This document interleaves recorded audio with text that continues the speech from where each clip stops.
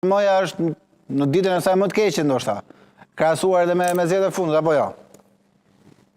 Po do duhet shohim sepse zgjedhjet e fundit lokale treguan një rënje drastike të numrit të votave të VMRO-DPMNE-s. Kishte një rënje prej 140.000 votësh dhe kjo i atribuohet më tepër faktorëve, por gjithsesi që duket që ka një pakënaqësi me efikasitetin e qeverisjes së VMRO-s, nuk kemi rezultate konkrete, qoftë në aspekt të brendshëm, qoftë në aspekt të jashtëm.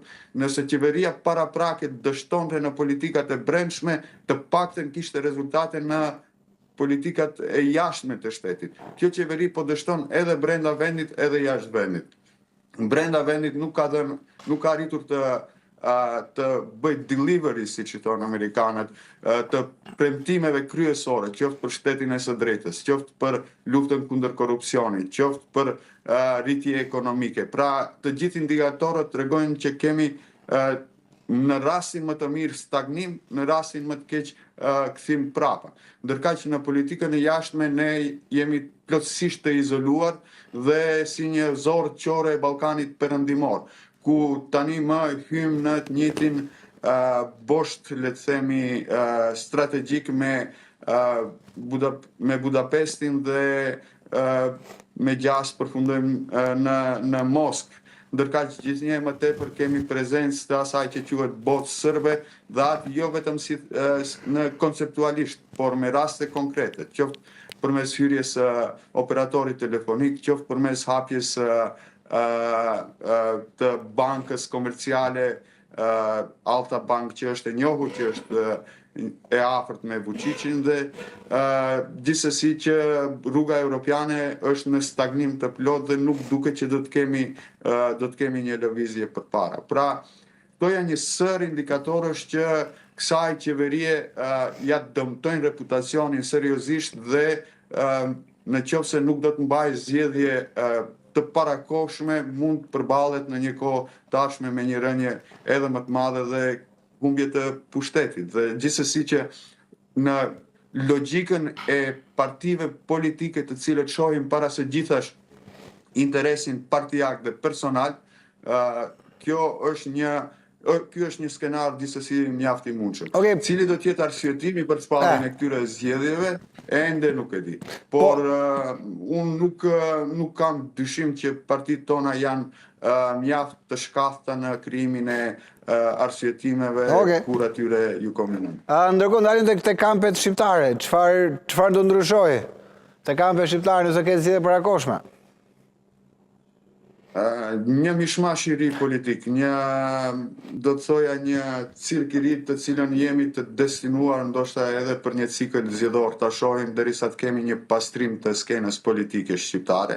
Kemi një koalicion i cili u ndërtua nga zori dhe dëshira për pushtet dhe që nuk i mban gjë bashkë përveç pushtetit dhe retorikës anti-BDI, të cilët janë në një krizë të thellë, ndonse paralajmërojnë që do të ketë shkrirje të partisë, por informatat serioze flasin për përplasje të vazhdueshme, mos koordinim, mos funksionim të këtij koalicioni dhe siç thash, paralajmërojnë lëvizje të tjera të cilët mund të përzihen edhe një herë skenën politike shqiptare, ndërkaq në opozit kemi lëvizje të reja ku kemi njërën parti e cila lëshoi frontin evropian, pra krahu i zotit Zjadin Sela u shkëput nga koalicioni me Bashkimin Demokratik për Integrim, ndërkaq që vazhdon koalicionimi me ASH-n krahun e zotit Taravari,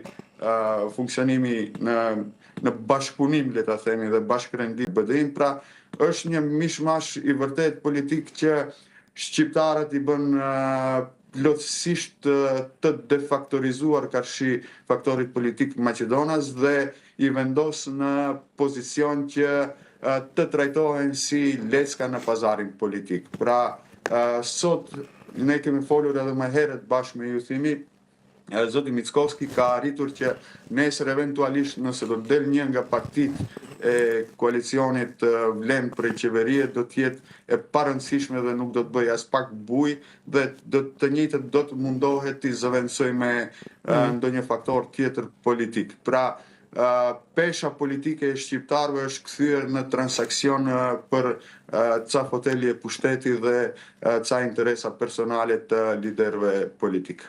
Ndërkohë, se vetë mbyllim pak me batut, Maqedonia e Veriut nuk ishte pjesë e bordit paqes.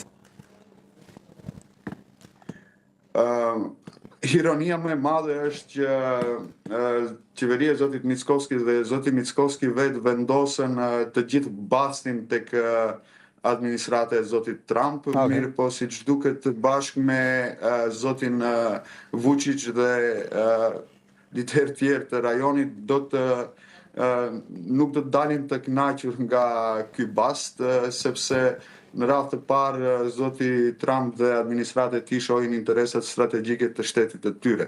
Dhe ndërkaq për vendet e vogla siç jemi ne dhe politikën e re të tij transaksionale, vështirë se kemi t'i ofrojmë zotit Trump përveç receptën e ajvarit. Okej, e bukur kjo.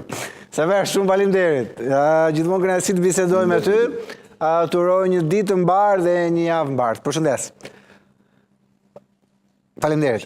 Okej, shkojmë në një hapësirë publicitare dhe rikthehemi sërish. Me mua Ujeza Doshlani do t'jemi bashkë